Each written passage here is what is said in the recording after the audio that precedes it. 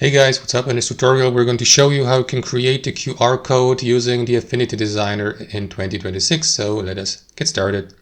So open up a new document on Affinity. I will go with this one here for the sake of this tutorial, and let me remove that example QR code here.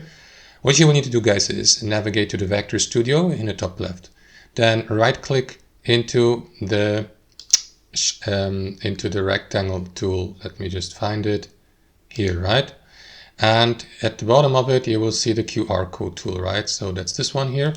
And then position your QR code with your left mouse like this, right? Release your left mouse.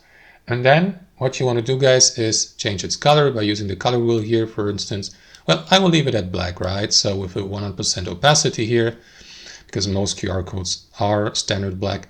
And then in the final step, guys, it's time to add a URL, right, to the QR code. To do that, click into data here, then select the type. Well, you can go, for example, with any of these. I will go with URL, but you can also use a text. And then enter the URL here, right? Click into OK, and that is going to insert the QR code to that design, so that you may, I don't know, save it as a JPEG file or print it or whatever. That's how it works, guys. Thanks for watching and have a wonderful day.